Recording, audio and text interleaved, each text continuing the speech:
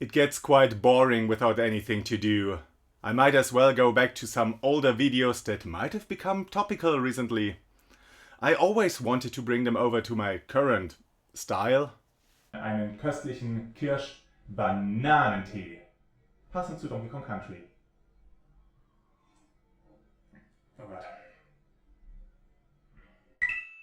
Yeah, no, there needs to be some changes. You see, the 90s were my era when it comes to gaming. My first gaming system was the Game Boy I got for Christmas when I was 4 or 5 years old. But I really got into gaming, like really getting interested in it, talking about it and all that, with the Super Nintendo. The raw power of 16-bit gave younger me so many exciting experiences. And while some games on the Sega Genesis or Mega Drive, where I'm from, had some allure, I've been a Nintendo kiddie to the bone. The Super Nintendo gave me so many fond memories, with the first one being the amazement I felt when I played Mario Kart after only having been exposed to Game Boy games before. I spent most of my time with the games the console was bundled with, so Super Soccer, F-Zero, Super Mario World, and as I mentioned, Mario Kart. All of them pretty darn great to 7-year-old me. But most of my playing time got occupied by Super Mario World. I just adored the game and it's still one of my favorites. And it ignited my love for platforming games, or jump and runs as they're called over here. Especially those that follow the Nintendo recipe, that intuitively teach the player their mechanics, that throw the player in imaginative and varied environments, that creatively hide a bunch of secrets and collectibles, and that offer a gameplay that just flows. Well, and then 1994 happened.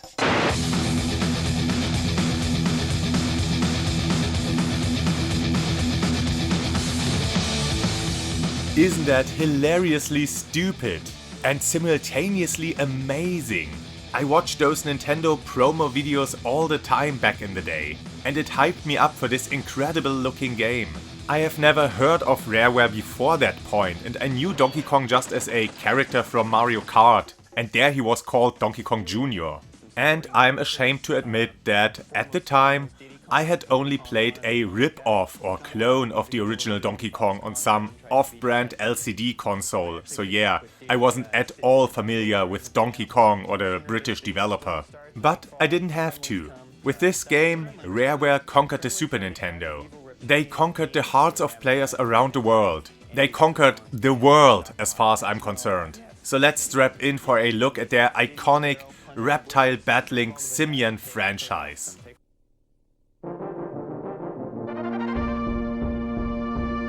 Bam! That intro already says it all.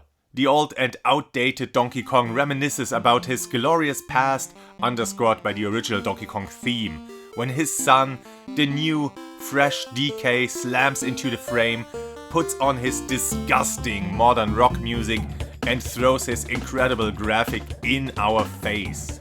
Look at this. It's 3D graphics on the Super Nintendo. I mean, it's all smoke and mirrors.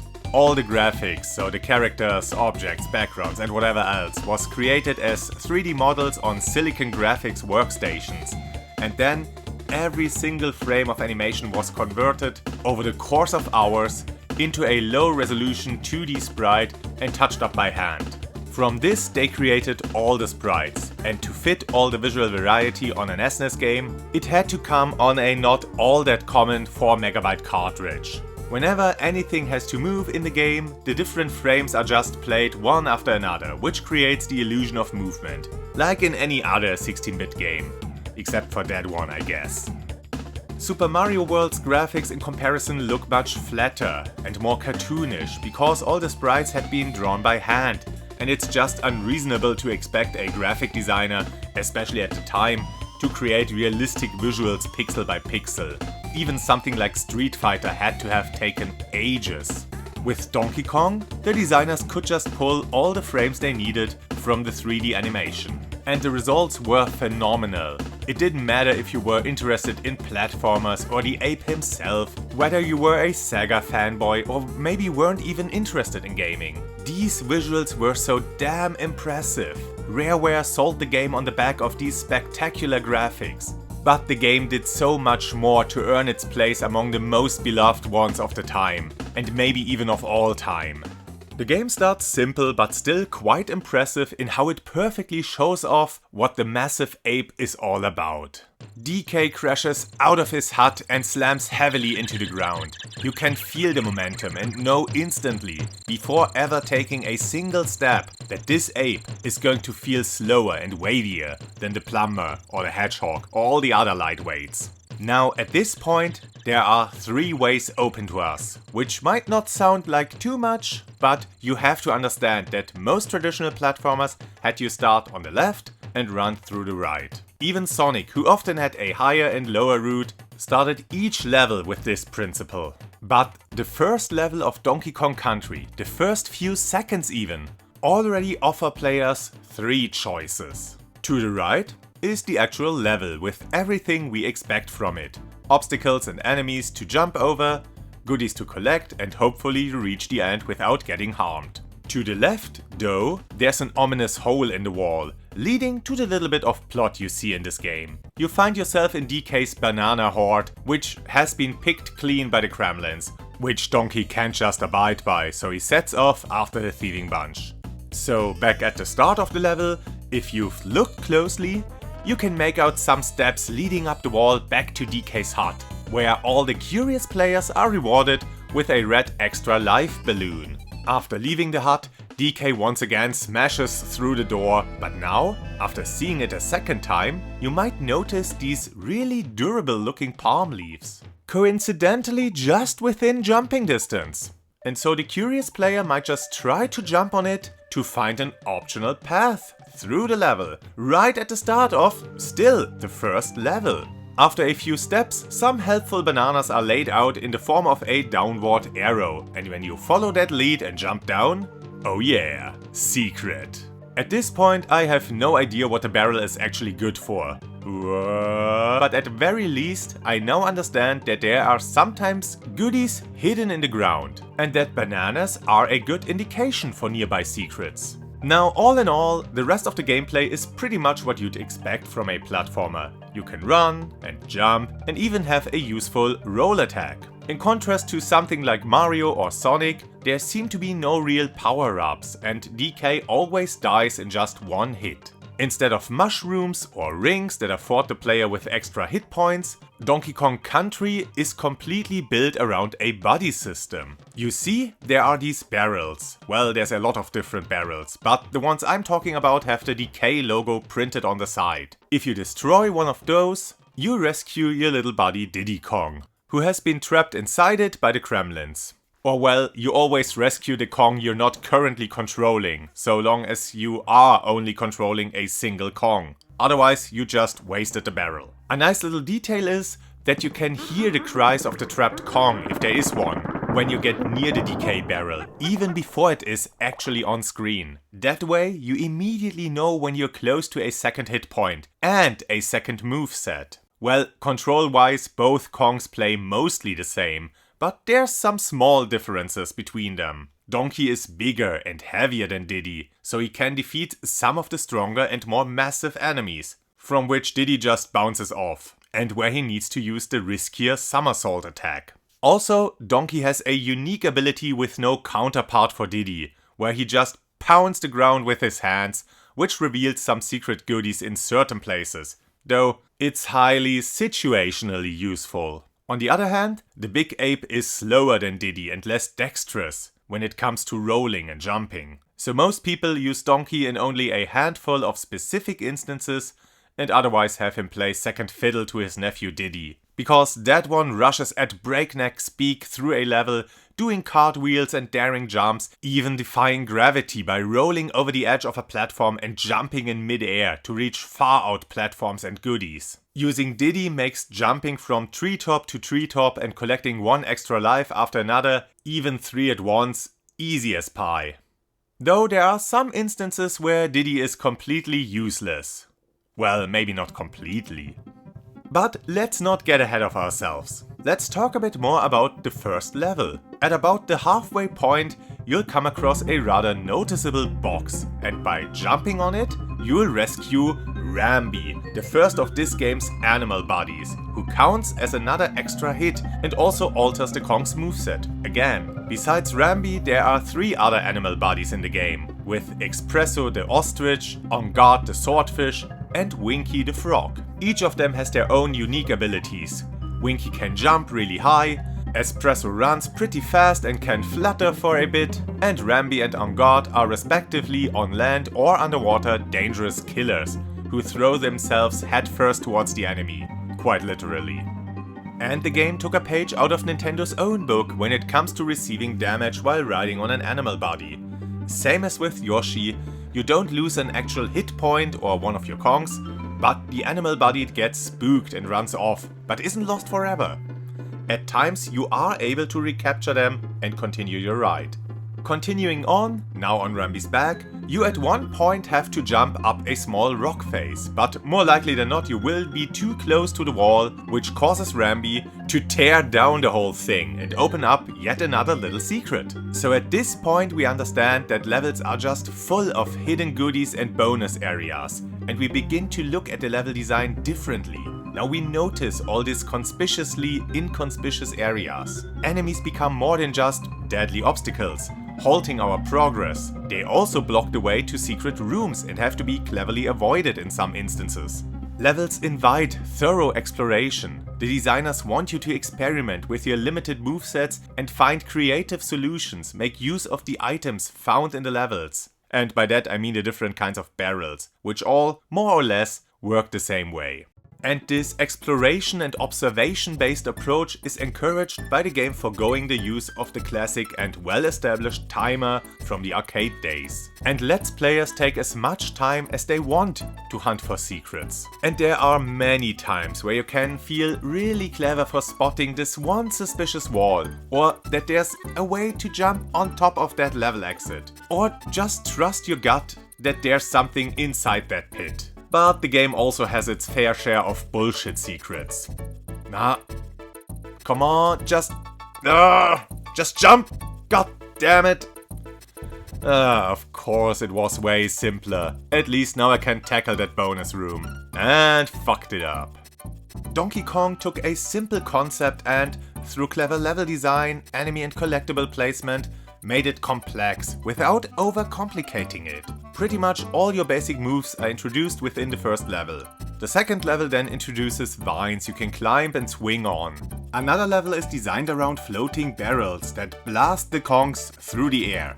And level 4 is an underwater level, which does what underwater levels do best: completely throw out all other mechanics and have you slowly and clumsily swim through these mazes. But the music totally makes up for that. In fact, the music throughout the whole game is incredible. From the jungle drums and jazzy tunes of the first levels, to the subdued music echoing in the backgrounds of the gloomy caverns, to the dreamy, serene music within the underwater stages, and of course, the rocky sound of the factories and the boss fights. And the music isn't just a catchy backdrop for the gameplay. It complements the mood of the levels and fits the aesthetic perfectly.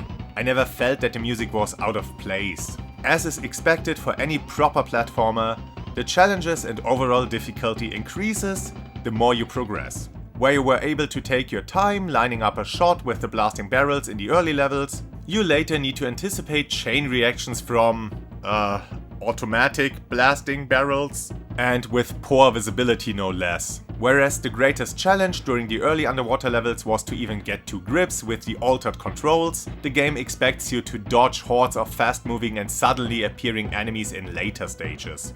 Moving platforms need fuel a few levels later, vines move around and some even pull the Kongs up or down as if by magic. And don't think that's all. Every single level either introduces a new gimmick or mechanic or gives an old one a new twist, in one form or another. Progression is divided into the different areas of DK Island, with a bunch of stages within each area that you visit in completely linear fashion, one after the other. You begin in the jungle, Move on to the mines and ancient temple grounds towards a forest, climb up the snowy mountain peaks until you reach the lands that have already been corrupted by the Kremlins, with junkyards, factories, and polluted swamps. There's a whole lot of variety in here, both visually as well as gameplay wise. Donkey and Diddy don't have to take on the Kremlins alone though. They get help from the rest of the Kong clan who is present in each area. There's Cranky Kong, the original Donkey Kong from the arcade game and father of the current Donkey Kong, maybe, and his job is to hand out tips. That's it. And he also criticizes Donkey whenever he gets the chance and laments the lack of challenge in modern games. He was ahead of his time. Then there's Funky Kong, who rents players his airplane so that you can quickly travel around the island and visit previous areas. And lastly, there's Candy Kong.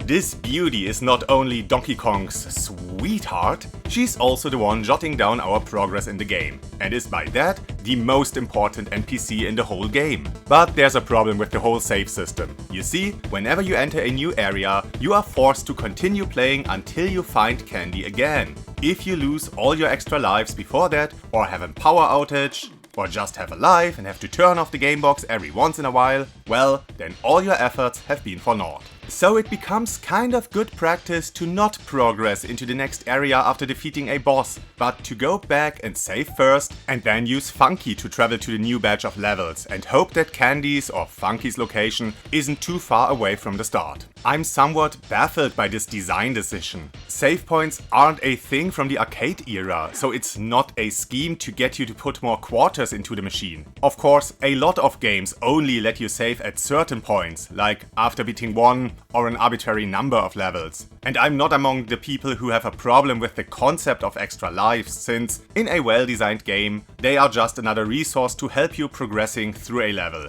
and move from checkpoint to checkpoint, like Estus in Dark Souls. There might be better approaches, but extra lives certainly have their charm.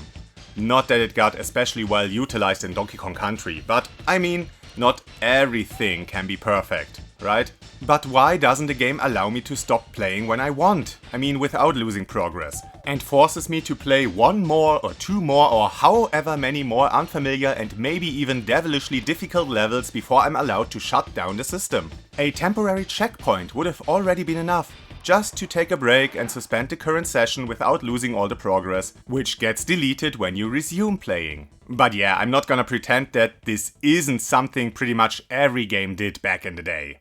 It does bother me, but it's not ruining my enjoyment of the game. To cap off each area, you get to fight a boss. These are all rather straightforward affairs. Dodge the attacks and jump on their head. One of them doesn't even have a head to jump on, but only requires you to defeat a handful of random, regular enemies. These bosses aren't the worst, but also nothing outstanding. Only the giant wasp is a bit more interesting in that you have to use a barrel to defeat it, so this is the only one where you actually engage with DKC's distinct mechanics. It doesn't go all out with that, it's still rather simplistic, but it's a good effort. If this were like the second boss fight and the difficulty ramps up from here, having you tackle more complicated tasks, maybe swing around between platforms, use the blast barrels or throw a barrel through obstacles to hit the boss, then it would be perfect. Alas, this is the most we get from the bosses. Not even the big bad at the end stands out in that regard. Captain K. Rool, or Cruel, awaits us on his pirate ship. I mean, hey, bonus points for that. And the music is fucking awesome. But even he goes down after a handful of careful jumps on his head. Well, he runs quite fast, so that can throw you off on your first attempt, but he really isn't any harder than the other bosses and goes down rather unceremoniously. And as soon as he slams over, the credits start. Credits? Yeah, of course not. Right at the end the game throws a curveball with these fake credits. It's just a silly joke, but hey, how many games actually do this during the final fight? So Captain Rool rises again and the second phase of the fight starts, with him now jumping around, making it harder to avoid him and get a well-placed jump attack in. It did leave a lasting impression and I've been remembering it fondly ever since. But after the second phase, it's over for real. The game was made in a time before achievement hunting and filler quests. Of course, you could try to find and complete all the bonus rooms, but there wasn't anything to get out of it. It was just for fun, as a personal challenge. I mean, aside from an exclamation mark next to the level name. But the replay value of this game stems exclusively from the level design and the great presentation. And man, the replay value of this game is high for me.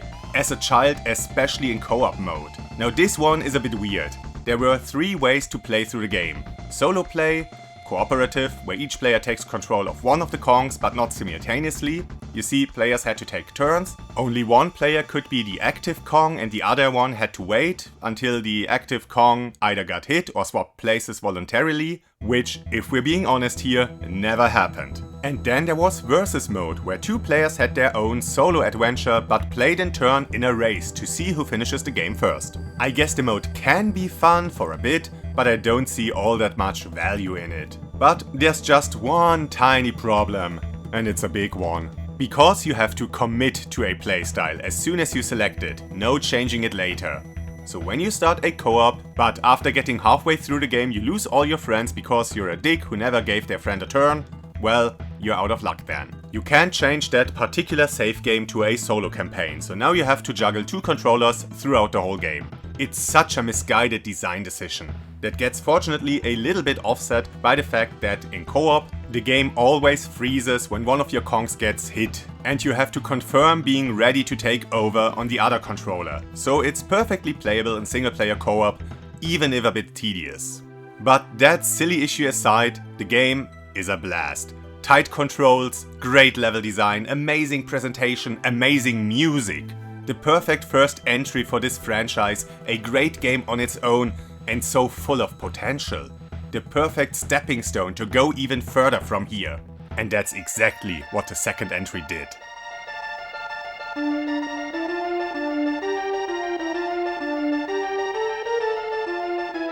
Oh yeah, 1 year after the release of the first game, the Kongs are back, and in style. The simian heroes have to throw down again with the sinister K. Rool and his minions, but this time they take the fight straight to his doorstep. And where Donkey Kong Country 1 was simple and straightforward, Donkey Kong Country 2 goes all out.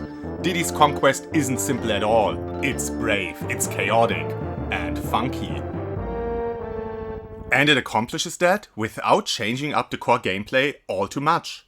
We once again find ourselves on an island, divided into multiple areas containing the actual levels, but this time there's a bit more going on here. And Diddy just stands down there and casually steps onto K. Rool's pirate ship.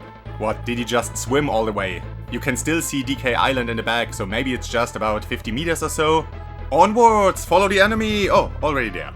Well, a moment later we enter the first level, but not with Donkey, but with Diddy Kong. I mean, the sequel is named after him. And instead of a jungle level befitting a primate protagonist, this game starts on a goddamn pirate ship. Is there anything cooler? Even the Gremlins went with the program and dressed up appropriately, with sailor attire and wooden legs, and jumping around. Oh, and Macho Man as well makes an appearance. Alright. Instead of giving us a bunch of different routes from the start, the first level starts somewhat linear. Well, kinda. There are some bananas floating above Diddy that he just can't reach. Yet. Is this a setup for a new mechanic? Following the level to the right, we find ourselves in a similar scene to the beginning of the first game, with a door leading into the ship, where we can once again collect an extra life, but also find a message, left for us by K. Rool. What? The Gremlins captured Donkey Kong and now Diddy has to save him. But is that even feasible? How should he go about this on his own? Dixie Kong! Oh yeah, Diddy brought his girlfriend along this time, the acrobatic, beautiful and charming Dixie Kong, one of my favorite characters. And no, not just because she trivializes every platforming section by being able to slowly descend. Though, maybe this is a theme with Nintendo games, where female characters have an easier time in... Yeah, alright. So in this game, instead of choosing between the strong and heavy Donkey and the quick and nimble Diddy, we get the quick and nimble Diddy and the not as quick and nimble Dixie, who can also fly. Or well, glide. Diddy is more agile and can perform daring jumps, whereas Dixie's ability makes all those difficult jumping sections less difficult. Both of them are equally strong though, and by that I mean that both aren't able to deal with certain enemy types. But there is a slight difference to their combat styles, if you want to call it that. Similar to the first game. in that they carry objects in different ways, Diddy in front of him and Dixie with her seemingly magical hair above her head. Also, Diddy is a bit faster with his somersault attack, whereas Dixie takes her time winding up her ponytail spin. Yeah, like that.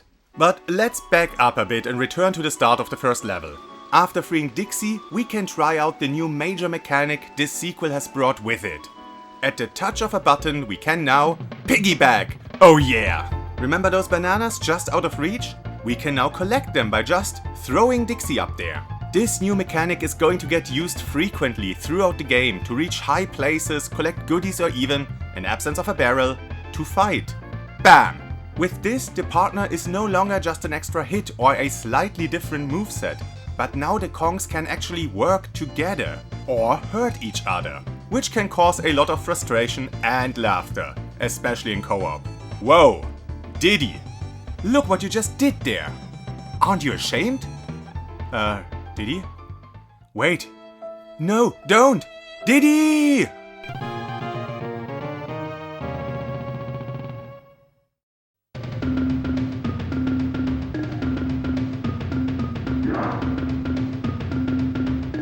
Diddy and Dixie's journey takes them all over the Kremlin's island, from a pirate ship to a volcano, through the murky waters of a swamp, to an amusement park, and even into a haunted forest. And at the end waits the imposing castle of King K. Rool, or Captain K. Rool. Oh hey, from up here we can see DK Island again. It's really not that far away. I guess that explains why the whole Kong family settled down here as well and opened up schools and museums and stuff like that.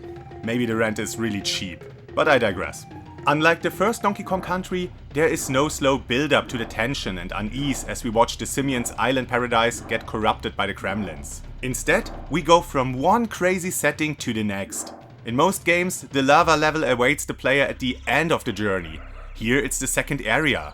In the amusement park, we find ourselves riding down roller coasters, but also in thorny undergrowth or beehives, where we have to wade through delicious honey. As expected from the second entry in the Donkey Kong Country franchise, no two levels play the same. Each level either introduces a new gimmick, or combines several of them, or gives the familiar mechanics a new spin. One level has you cross wide chasms by utilizing hooks you can dangle from. Another one has you jump from platform to ascend higher and higher. And in yet another one you climb up ropes and rigging. Later there is a similar climbing level, but here the tide is rising. Or maybe the ship is sinking. Not that it matters, because there's a voracious, carnivorous fish waiting for you in the water. The ingenious thing about this level is the spin it puts on the approaching wall of death trope many platformers incorporate at least once. And that this here isn't an instant death zone that kills you on touch, but more like an extreme danger zone that still leaves you with somewhat of a chance to beat the level. This concept gets further explored near the end of the game with this rising poison soup that's not quite instant death, but an instant hit, as soon as you touch the ground, that is. And Castle Crush, which already seems like an intentional fourth wall break, and that the auto-scroller is contextualized as a moving floor, mercilessly rising upwards with no regards for any walls it hits or critters it crushes. Even levels that appear similar to each other often require a fundamentally different approach. In one level, you use those crocodiles to catapult yourself from one to the other. In another one, you have to lure out the crocodiles with skillful jumps to use them as platforms. Many level gimmicks are only used once, and I wouldn't say that there's a logical through line with all the wacky ideas. But the game does still build on previously established mechanics and transforms those in later levels. You will see something new in every level, but there's always something familiar as well. Two of the water levels demonstrate this perfectly. The first one, very early in the game, is full of boiling hot water that you can't safely enter, but by jumping on those seals, you get them to cool the water down to safe temperatures. And near the end of the game, these seals appear again in another water level, but now the water is already cold, so the seals now freeze the water, making it possible to walk on it and avoid the dangerous carnivores in it. The principle with the seals is exactly the same. They cool the water and thus change how the player interacts with it, making a dangerous environment safe for the player to traverse. Just that in one level, they enable the player to enter the water, and in the other, to stay out of it. And while we're on the subject of water levels, these here are completely different from the ones in Donkey Kong Country 1. There, the water levels functioned as a break from the fast-paced platforming, where you could literally just go with the flow, and the music emphasized that, despite the rising difficulty later in the game. In Diddy's Conquest, the music is nerve-wracking and tense, and the levels are full of dangers that require the player to think fast and adapt. Rising and falling water, darkness, heat and cold. These levels aren't relaxing at all, they add even more stress, especially since the overall difficulty of this game is already higher than in the first game. And that's not only due to all the level gimmicks and pitfalls, but also because of the new collectibles. In addition to the bananas, Kong letters and balloons, all of which ultimately reward you with extra lives, there are also now doubloons, bonus coins and decay coins. Yes, 3 different types of coin, each with their own purpose. In each level there's a hidden decay coin, sometimes easier and other times borderline unfair. Like a hidden decay coin within a hidden bonus level. There's no actual use to the decay coins, aside from the feeling of joy and fulfillment of finding them all. Well, and at the end you get a results screen on which you are rated according to how many of those things you managed to collect. More interesting are the bonus coins. Similar to the first game, there are bonus rooms hidden everywhere. And now it's even more of them, hidden behind easily breakable walls or just out of sight, in conspicuous bonus barrels or, fitting for the setting, in cannons that you have to load first with a cannonball and then use it to blast yourself into the bonus room. And inside these bonus rooms, you have to pass one of 3 challenges. You either have to defeat all the enemies in various ways, collect a certain amount of stars, or simply find the exit. And the farther you progress through the game, the more challenging these bonus rooms get, and so even the small number of different tasks offers an immense amount of variety. Unlike the decay coins, the bonus coins have an actual use. They are a currency that you can pay to this guy named Clubber. He's like a Kremlin Schwarzenegger and you shouldn't anger him. You can find him in most chapters, and if you pay him 15 bonus coins, he gives you access to the Lost World, an extra area outside of the main progression and home to some particularly tough levels, where you have to put all the skills you've learned throughout the game to the test. And everything's flashy and cool. The last type of coins are those doubloons that are lying floating around everywhere. And you need them because the whole Kong family suddenly became greedy as hell and doesn't even consider helping their 2 heroes saving Donkey Kong without compensation. Candy Kong didn't show up at all, so much for everlasting love. But instead, Cranky brought the missus who runs the local school. And maybe it's because this one has also been corrupted by the influence of Crocodile Isle, but it doesn't look like the Kongs believe in free education. If you want to learn anything from her, by which I mean get a hint for a collectible, you have to pay up. She also saves your game, and thankfully this is free, for the first time. She charges you for every additional save. And the best thing about that is that every time you close the game, your doubloon count is getting reset. Which I guess is because Diddy carries all his money around in his pockets and only after resuming the game does he realize that he's not wearing any goddamn pants. So if you save, quit and later resume playing and make it through a rather difficult level on your last life, you better hope you've also collected a few doubloons along the way to shove them down Wrinkly's greedy throat, because she rather lets her 2 protégés die miserably than let them save for free. And Cranky got so inspired by his wife's efforts as a teacher that he basically just does the same thing, giving tips for money, only without the saving. Not that long ago he offered his wisdom for free. Damn you, capitalism. He's also the one who hid all the decay coins in order to judge the couple's worth as heroes. And he has a remarkable collection of garbage on display in his museum. Funky also moved over to Crocodile Isle and brought his airplane rental with him. And for a small fee, I mean of course, you can revisit all previously discovered locations, just like in the first game. Funny thing is that you only have to pay him once per location to access his services, while you only get 1 free save at Wrinkly's. So even though he tries to extort some money from you, he isn't as greedy. And finally, there's Swanky Kong. No idea how he's actually related to the Kong family, maybe he's a distant cousin who just wanted to come along. He has organized a quiz show for some reason, and by betting some of your coins, you can earn a few extra lives. Overall, the Kong family doesn't bring that much more to the table than they did in DKC 1. But the small changes and the use of doubloons adds a little bit more variety, especially when you have to decide which route through a level or how many risks you're willing to take in an effort to collect more doubloons. But the extended Kong family isn't the only one who's back. There's also the animal friends. And now that I think about it, I realize how stupid that moniker actually is. I mean, everyone in this game is an animal, more or less, and a lot of them are friends.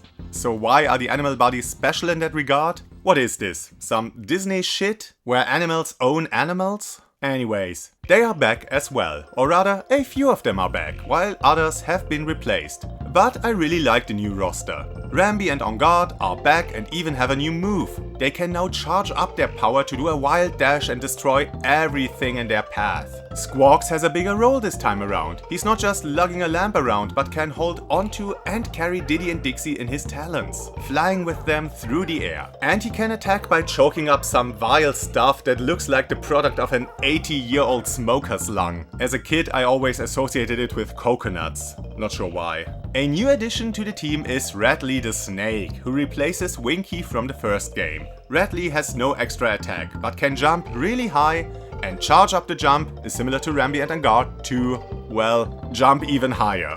And then there's Squitter, the spider.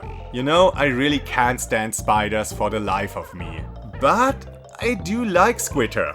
I think his design is really cool, with the stupid grin and the sneakers. And I also think he's the best animal body in terms of gameplay. You can shoot at enemies Spiderman style with small webs, or weave larger webs to walk on and reach higher places and cross huge chasms. This time there are two main ways to use the animal bodies. You can find them not only in crates, but also in barrels, and if you jump into one such barrel, you don't settle up on the respective companion, but magically transform into them, turning straight up upgrades into a challenge of their own. The levels with all their traps and obstacles are designed around the moveset of the animal body in question, and they're so much fun, and sometimes a bit annoying, but mostly fun. After making your way through all those colorful and increasingly difficult levels and manage to overcome the death traps in K. Rool's castle, you finally find Donkey Kong! Yeah, we did it! Now let's just get him down there and... Wait, what? What the hell? But I had almost saved him. Oh man. Well, you see, same as in DKC 1, the game throws a curveball at the end to misdirect players and surprise them with the actual finale. So K. Rool has grabbed Donkey and escaped to his airship. So after him... Oh yeah, there's something I need to do first. Before we are allowed to face K. Rool in the final battle, we have to complete one more level. And it's the hard one. It's another thorny bramble stage, and let's take a moment to talk about these levels. They are among the more punishing, but they contrast that with this really pleasant and dreamy music. This track is for many the best in the whole franchise, and for good reason. The whole game is full of wide chasms and difficult jumps, but the bramble levels go even further, in that pretty much everything deals damage on contact, and enemies are designed to hurl the apes towards walls or the ceiling. And now comes this level, giving you a hard time, that is, until you reach the mid-level checkpoint. And then it becomes pure agony. You change into Squawks, and suddenly this becomes a race against another, presumably evil parrot. So you have to mash the button to fly incredibly fast through a maze of thorns without touching anything. Avoid the wasps and cross the finish line before your feathered opponent, because coming in second results in an instant death. Damn, this level drove me insane as a kid. I just wanted to beat up K. Rool and save Donkey. I already conquered this incredibly difficult castle. And now I'm running into this wall of thorns and spikes and frustration. Again and again and again. I can't remember how many lives I lost in that level, or how many times I had to replay the first section because I triggered a game over. How many times I wanted to snap my controller in half or throw it against the wall. With every death I got more and more irate, but I refused to give in. And after an eternity, after my controller was completely soaked with sweat, I did it. And now quickly to DK's rescue, but first a quick save. Alright.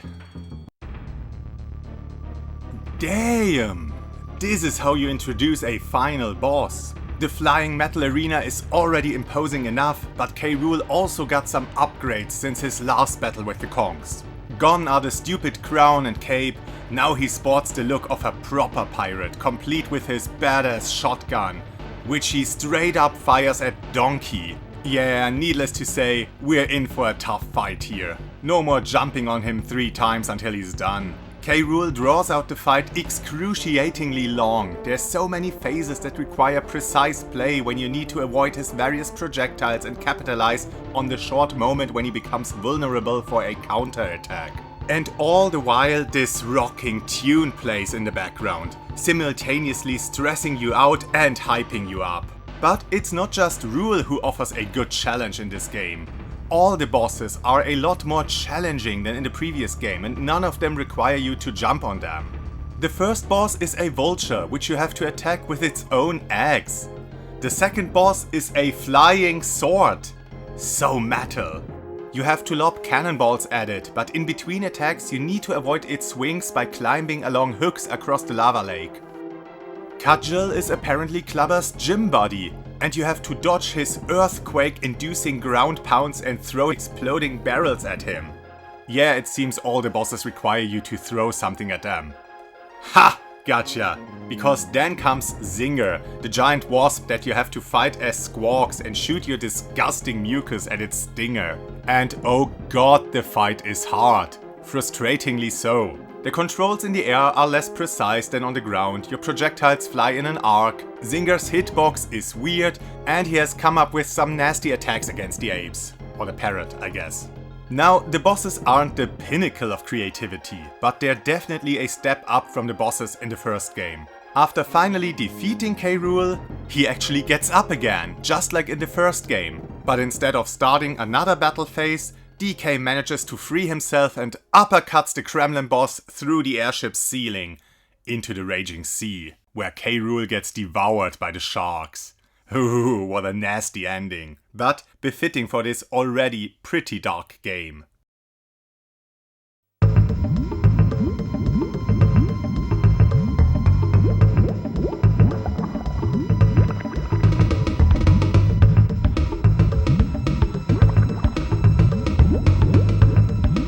But we're not done yet. Unlike the first entry, there's actually more content here, a kind of post-game.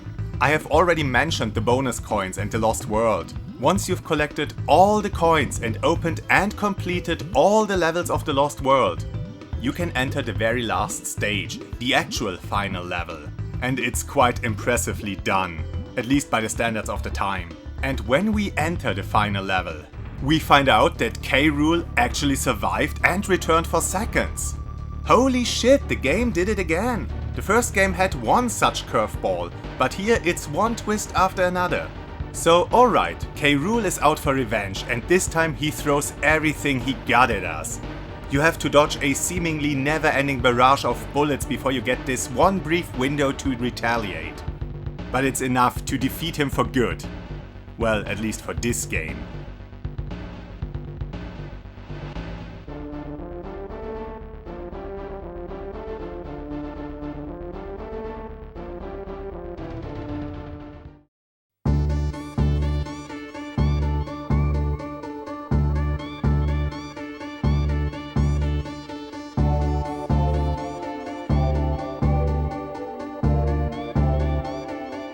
Diddy's Conquest is Donkey Kong Country turned up to 11. Instead of offering a classic journey through increasingly challenging and gameplay-wise more complex stages, this game leans wholly into the fact that it's a sequel. Why even bother with flat green levels and snow-covered mountains when all of this has been done already?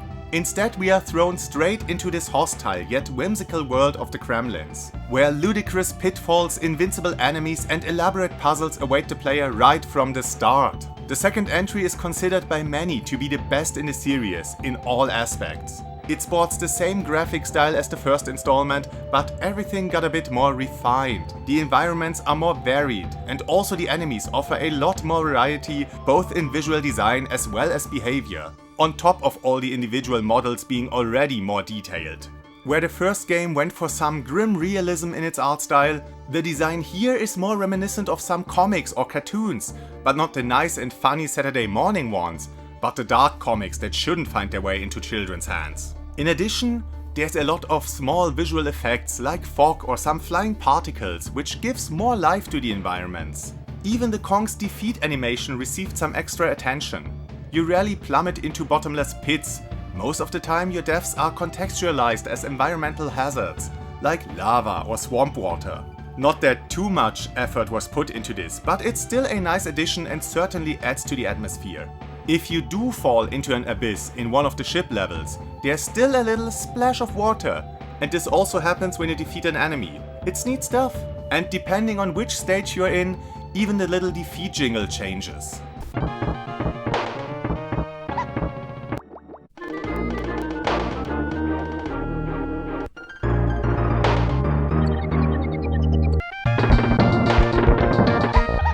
Since we're already on the subject of the music, oh god, the music.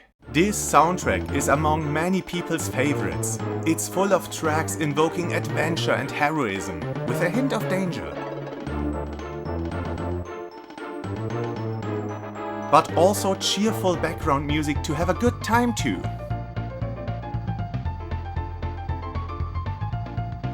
And don't forget the many somber and dreamy melodies. I often just listen to this music even without playing the game. Though I guess one small criticism would be that the music, beautiful as it is, doesn't always fit the setting or visuals or theme of the level. It mostly does, and even when it doesn't, it's still phenomenal, but in DKC1 the music was always perfectly suited for the levels in which it was played. But the music not as well implemented into the level theming hasn't ruined anything for me. In fact, the more serene melodies may have kept me calm for just a few attempts more.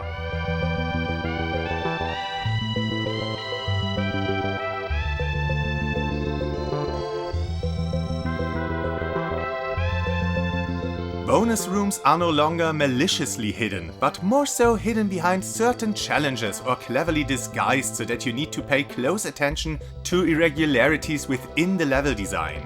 And the addition of the Lost World gives players who enjoy completing each and every challenge in a game some nice incentive. Even if the difficulty in those levels is sometimes artificially inflated by some rather unfair moments. Dixie's moveset and of course the partner moves expand the basic gameplay greatly, without coming off as too gimmicky. It feels like a natural evolution of Donkey Kong Country's gameplay. And even the new animal transformation, while a little bit strange, doesn't detract from the core gameplay, but gives it a little bit of extra flavor, every now and then. The extra throwable objects in addition to the barrels aren't mechanically too different, and to be honest I never planned around the slightly different handling, but they make sense in the setting, and the double use of the cannonball as a way to open bonus rooms makes me appreciate them. Only the invincibility barrels didn't need to exist in my opinion. The first game worked perfectly fine without one, and the few instances where you could meaningfully utilize them don't really justify their existence. And since I'm already nitpicking, a few problems from the predecessor still haven't got fixed in this game. You still have to unlock the save points in each area to save your progress, or at least Funky Kong to be able to visit earlier save points. And now it's even more annoying since you have to pay a fee for any of the Kong's services. You're also still unable to switch playstyles mid-game, so you still need to be careful not to lose all your friends, at least until the end of a playthrough. Otherwise, you have to juggle two controllers. It's unfortunate that this issue hadn't been addressed, as to me, this is the only real problem with the game. But it's particularly annoying. And since this is a sequel, there's just no excuse for not fixing it. But these few problems aside, Diddy's Conquest is one hell of a sequel. Everything got updated and refined. Well, almost everything. The two heroes, despite the lack of any cutscenes or any dialogue, at least from them, exude so much personality. They immediately joined the ranks of my favorite video game characters and have remained there ever since. The game truly is a masterpiece, not just among platformers or Nintendo games, but video games in general. Can this game even be topped? Well, Rare at least tried with the third and final entry in the Donkey Kong Country series. I mean, before it returned 15 years later. Did they succeed? Well, the third game was a bit divisive, pretty much right from the get-go.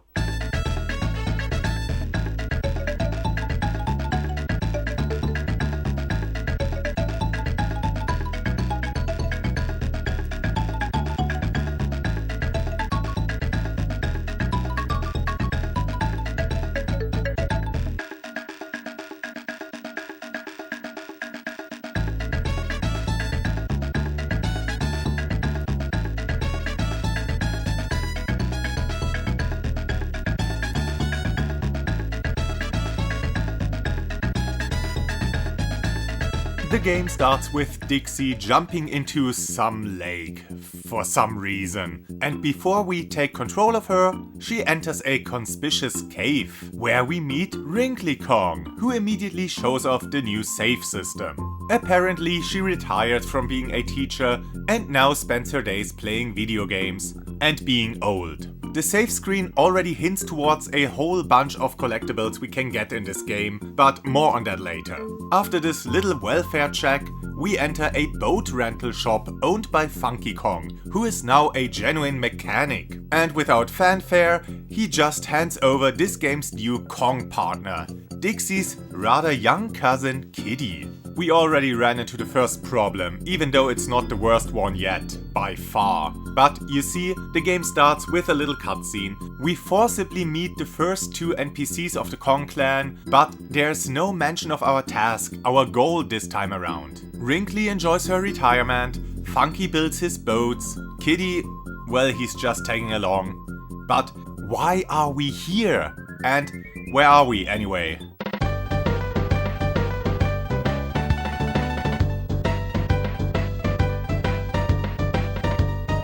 Oh great, this is Canada. But at least that explains why everyone is just chilling out and not caring about the Kremlins running amok. Canada is pretty good at ignoring actual problems and getting hung up on small stuff, like missing flowers and mirrors and seashells. It's a quite beautiful country though, and this gets reflected in the new overworld map. Gone are the linear paths between areas, railroading you through the whole game. Instead, we can relatively freely, move around the lake and the surrounding areas. Progress is hindered by more or less natural obstacles. At the start, we only have a cheap, slow boat that can't get us past these rocks, but after defeating a particular boss, we get the required parts to build a better boat and reach the next set of areas where we find more materials to upgrade our ride again. This here is a first glimpse at the later style of Rare platformers. Since the game was released at the dawn of the N64, it's possible that Rare were somewhat influenced by the concepts seen in Super Mario 64 when it comes to freeform progression. The level progression inside the different areas is still completely linear, same as with the previous two games, but the free exploration of the overworld is a refreshing change and comes with a few more advantages that will become apparent over the course of this critique.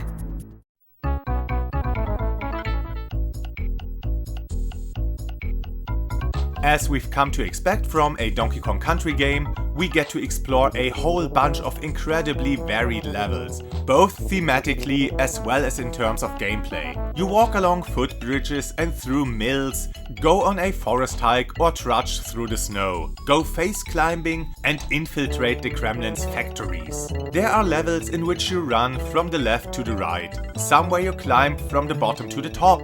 There are mazes and of course various different versions of the good old auto-scroller. And as has been established in the second game, each level features a different gimmick. Whether it's jumping, swimming, climbing hand over hand, blasting yourself from barrels, dodging projectiles, misappropriating projectiles as platforms, or even defying gravity. The game always finds a new mechanic or a new way to get around in any given level. But despite all the variety and all the fun ideas, the game isn't even in the same ballpark as DKC2 or DKC1 when it comes to level design. The whole setup and theming already feels lesser than in the previous games, starting with how the new partners just gets unceremoniously dumped on us, robbing us of this sense of surprise and anticipation when the new Kong bursts from the barrel for the first time. In the other games, It was exciting seeing the new partner for the first time. How would they control? What are their moves? Here, Kiddy is just there, and that's it. When it comes to the introductory level, it's nowhere near as cleverly made as the one in Diddy's Conquest, and certainly not like the one from the original Donkey Kong Country. Whereas in the previous games there were various different paths through the level, giving a bit of intrigue and letting you experiment with the controls. In this one, you start by just standing on a boring, straight, flat pier. There is a hidden goodie near the beginning of the level, but the player isn't intuitively guided towards it. The game just expects you to know how and in what way to perform the body moves. And a few moments later you find a crack in the floor, and right next to it the game tells you to press the A button. So now the game tells you how to do a body move. The previous games have sometimes used conveniently aligned bananas, but it never came off that cheap. They presented us with a problem and the means to overcome it, in this case the other Kong, and giving us a chance to come up with the solution ourselves. But here you already start with both Kongs, so the game can just put the Kong barrel right next to the obstacle to give you an idea of what to do, without outright spelling it out. I'd wager that DKC2 would have put the banana hint near the first secret, and had you figure out for yourself how to deal with the damaged floor. The rest of the level is just a straight path to the goal. Nothing special about it. The game doesn't put much effort into teaching players about its mechanics and limitations. Maybe this is because Rare thought that players already knew what to do and how the game works. But even though most of the controls and the core gameplay having been straight up lifted from DKC2, some things are different enough, especially when it comes to the new partner, that a proper tutorial level would have been appreciated. In DKC2, Diddy and Dixie were in the same weight class, but in Dixie's Double Trouble the setup is closer to the original games, with a light character in Dixie who has the same moves as in the previous game, and a heavy character with Kiddy, who is more similar to Donkey Kong and starts off slowly but builds up a lot of momentum. His attack roll is also slightly faster than Dixie's ponytail spin. Again. The whole body move concept got some depth added due to these differences. Kiddy can carry Dixie with ease and throw her towards hard to reach places, and then magically follow her. Dixie on the other hand can barely lift Kiddy up, and when she throws him, he slams to the ground, which can destroy certain pieces of the environment. Even though I'm not very fond of Kiddy as a character, I mean, just look at him. I do like how the body system from DKC2 got further expanded on, and how it now emphasizes on the different strengths of the two Kongs. Similarly to Donkey Kong from the first game, Kiddy has a unique move only for himself. Maybe to level the playing field since Dixie has the helicopter descent. Well, it's not really comparable, but Kiddy has this water skipping ability that isn't taught to you in any way. And you also don't need it very often, and I finished the game the first time around without using it once. But you see, early on in the game, before the player has really had a chance to master any of the mechanics, the move is required to reach a bonus barrel. And I remember vividly how confused I was as a kid and how I nearly despaired of not being able to reach the platform, before I just decided that I must have missed an invisible blast barrel or something like that earlier and moved on. To me it seems like the developers just came up with a bunch of cool level ideas and threw them together randomly, and then just spun an arbitrary theme around them to somewhat tie them together, without all that much thought. That's why there are no proper tutorials. That's why Funky explains the body moves inside his boat rental. And that's why we still don't know what we need to do here at all.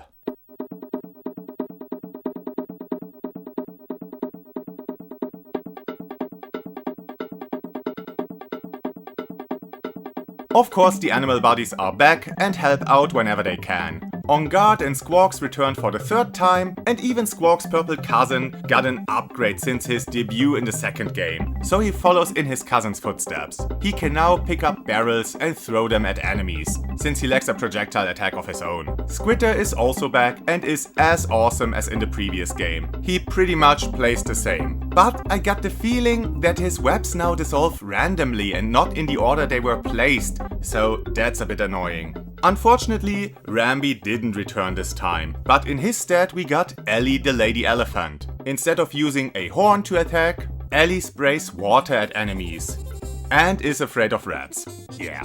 But this actually leads to a few neat challenges. The animal bodies work in pretty much the same way as in the previous 2 games. When you free them from their crates, they decrease the difficulty of many challenges and help you find secrets and collectibles. And transforming into them has you tackling fun and creative levels designed around their moveset. In addition to the ever-increasing roster of animal bodies, pretty much all of the collectibles have returned as well. There's once more bananas, letters and balloons to earn extra lives, and also the 3 types of coins. DK coins are now heavily guarded by a special gremlin that has to be tricked by solving a small puzzle in order to defeat him. And in this game, the DK coins actually have a purpose, of which I'll talk about later. Bonus coins are hidden similarly to how it was done in DKC2, though this time there are 4 different bonus challenges. You either need to find the exit, defeat all the enemies, grab a certain number of stars or bells, or collect special bananas or gift boxes. What? Yeah, that's just a little joke by the developers where you can put in a cheat code to make the game a bit more Christmassy. There are a lot of cheats in the game, some of them helpful, most of them goofy. It's good fun. Completing a bonus room earns you a bonus coin, which you once again use to unlock the levels of the Lost World. That is, if you can even find it. This time around, figuring out how to get there is a game-spanning challenge. Not the hardest or deepest challenge, but still more than you usually see in a platformer of that time. You have to ask around NPCs, maybe do a few favors for them to get the required hints, and then solve the odd puzzle in the overworld to make the Lost World appear. And hey, it was fucking cool. And only possible because of the free exploration.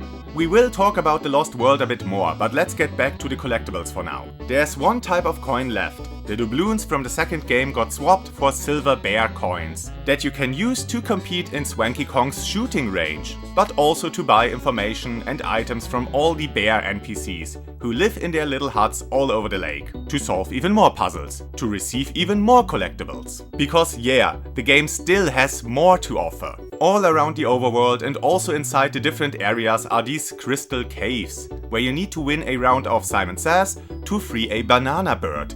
These will become important at the end of the game. And as I've mentioned before, completing an area rewards you with materials for shipbuilding, so you get new boats from Funky to explore more and more areas of the lake. And then there are gears you need to collect for a machine that reactivates a volcano. That's the crazy shit you pull in this game. There's so much to do and collect, and scouring the overworld and every inch of a level is a ton of fun. Well, partly.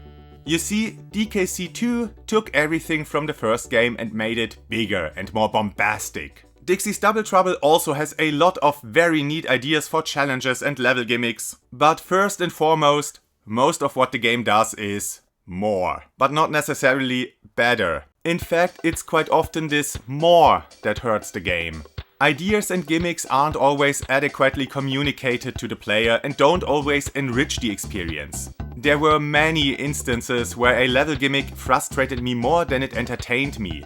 Like when I had to climb up a rope, slowly burning away, so you have to keep on climbing without stopping, but quite fast moving enemies descend from above, leaving you only a small window to react. And they can even defy the laws of physics. It's just cheap. As cheap as when you jump over an enemy only to realize mid-jump that you're now landing in the path of another enemy that has been off-screen until just now. A lot of the challenge seems to be designed around hiding enemies at the edge of the screen, only to fuck you over and kill all momentum you might have built up. In the previous 2 games, by playing well, doing some clever jumps and attack rolls, you could get into a rhythm, allowing you to weave through a level without ever slowing down. But here, enemies and obstacles often appear in a way that forces you to come to a complete halt to avoid taking damage. And then you have to wait a moment before you can continue and repeat the same process moments later at the next obstacle. This continual flow was an important component to the game feel of the series, and it's a shame that Rare haven't been as meticulous with the third game. Or maybe it's on purpose, because sadly, this trend continues in the DKC revivals.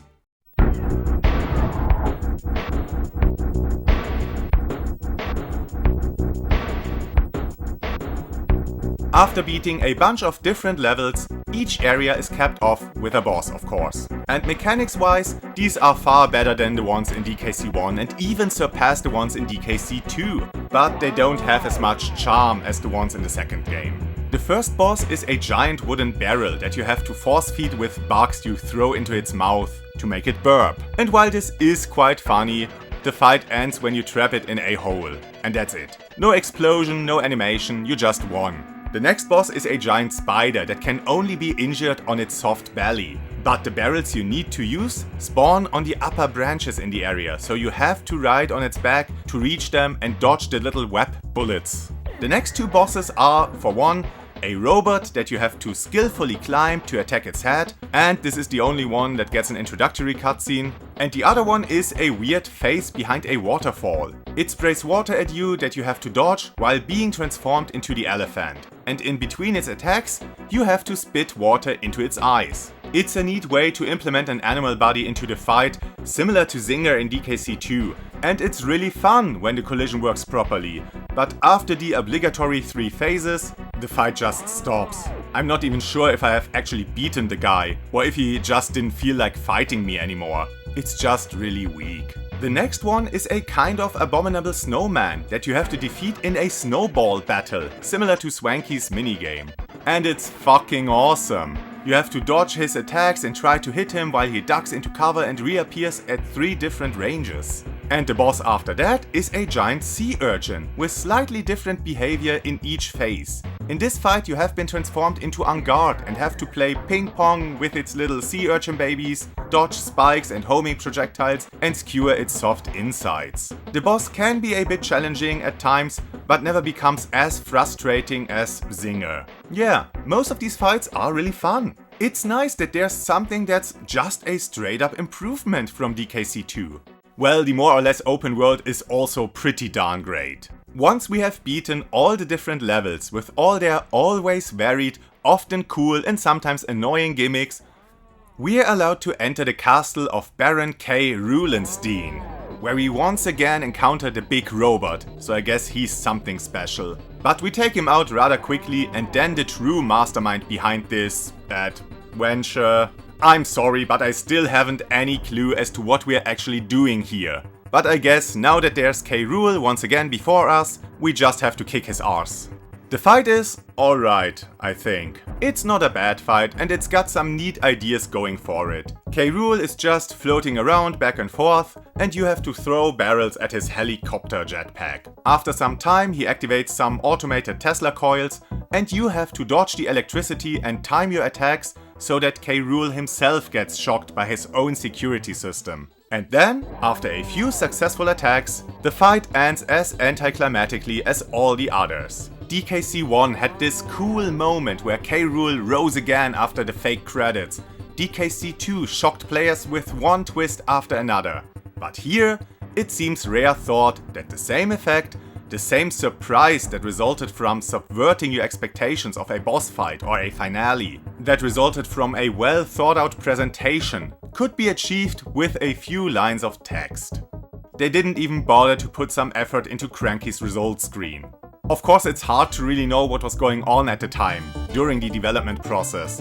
But it just seems like the developers didn't have the same motivation and spark of imagination as with the previous games. Or maybe just not the time to refine the game the way they did with Diddy's Conquest. But alright, instead of just lamenting the shortcomings of this game, let's take a look at the post-game content. As I've mentioned before, there's once again a lost world called Krematoa, which we first need to find around the overworld. So this is already quite fun. And after arriving there, you once again have to pay a certain amount of bonus coins as a fee to open each level. Unfortunately, this time around the level selection is completely linear. It's not the biggest problem, but I prefer DKC 2's approach, where you could play them in any order you wanted and leave the more frustrating ones for last. The levels show a lot of courage in trying weird and wacky things, as has been the case with the whole game so far, so it makes for an appropriate conclusion to this game, if it weren't for the post-content ending that turned out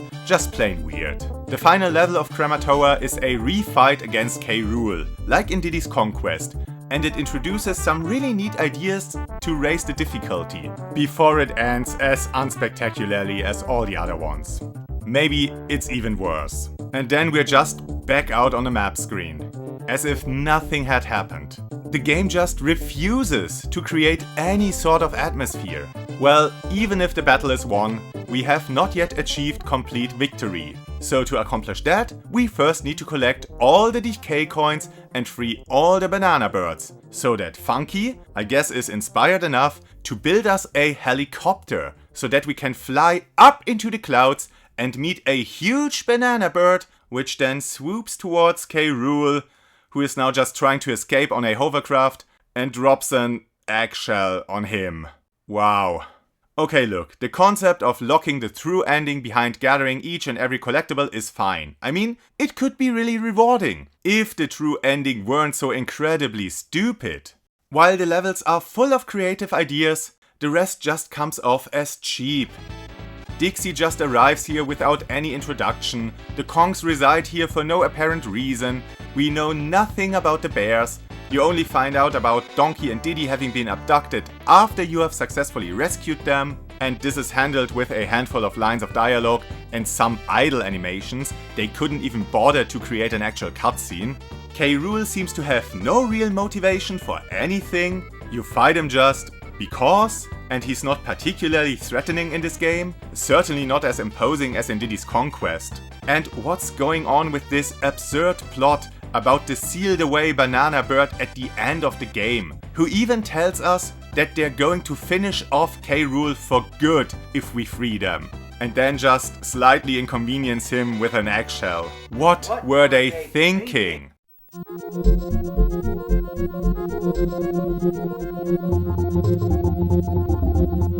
Donkey Kong Country 3 followed the legacy of two great games and tried to top all the established elements, with even more one-off mechanics than the second game and even more collectibles to collect. But in the end, it doesn't even come close to the masterpiece that is Diddy's Conquest. One of the reasons for that is the lack of any consistent atmosphere, like the other two games had. Dixie has no real goal and there's never really any tension. Even if you lose all your lives, you just end up in Kiddy's nursery. In the first game, Donkey and Diddy got beaten to a pulp, and in the second game, Diddy and Dixie ended up in the dungeon. There was a certain tragedy to both sequences. None of that is here. The graphic style is all over the place. Donkey Kong Country 1 offered grim realism, and Diddy's Conquest used this eerie comic book style with elaborate enemy designs that perfectly match the surroundings. Donkey Kong Country 3 seems to have as much of an identity in that regard as it does with the plot. Almost none at all. Environments range from lifelike to overly saturated cartoon worlds, and the enemies range from stupidly funny to somewhat realistic to just plain ugly. Of course, it's neat that the enemy designs change between each game, but at least some consistency would have been nice. And in some instances, there is somewhat of a through line here, with some of the enemies getting more and more augmented between each game. But then again, if we can turn insects into robots, why does the big bad use such a low-tech propeller? They just didn't care. There's one issue, one huge flaw, something pretty much everyone seems to agree on. A bigger problem than the inconsistent visual design or the unintuitive and sometimes unfair challenges. People just hate the soundtrack. This time around, David Wise is not credited as the main contributor to the soundtrack, which is immediately noticeable. This one got primarily created by Evelyn Fisher, who already worked on the two other games, but was now able to leave more of her own mark on the soundtrack.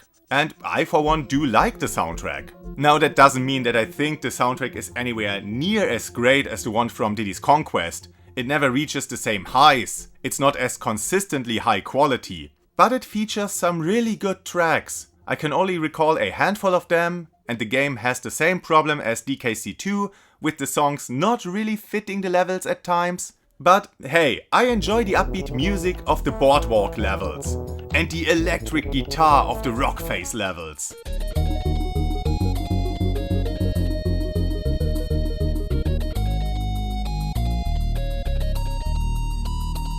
And of course, probably the best underwater music.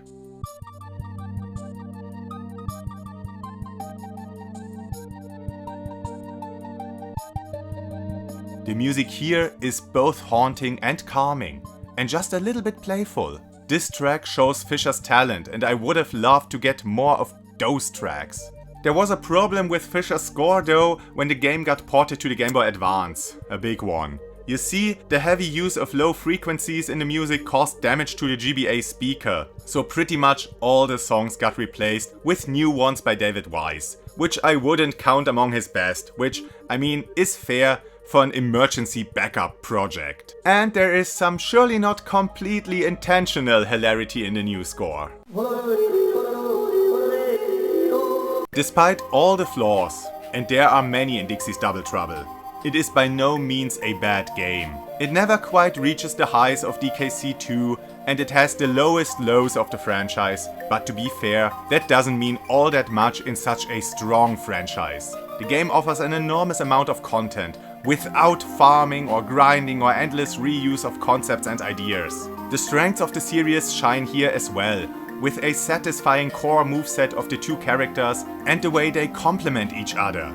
With the variety provided through the new animal bodies or unique mechanics in many of the levels, and of course the refreshing new approach to level selection. That was already a glimpse into Rare's future. Many of the ideas in here would later become the thing Rare is known for. DKC 3 was in a weird place. It released after the N64 hit the shelves, and many players had already moved on to the shiny new console.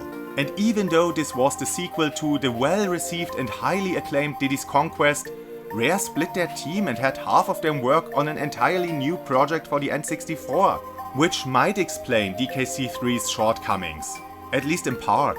But these issues aside, I've always been very fond of the whole franchise. It's very dear to me, and I have never again played anything like these games. Donkey Kong 64 took a different approach, and the revivals feel nothing at all like the original series. But this is a topic for another time. For now, I bid you goodbye. Have an amazing day. This has been Rady, and I hope to see you again on the next game.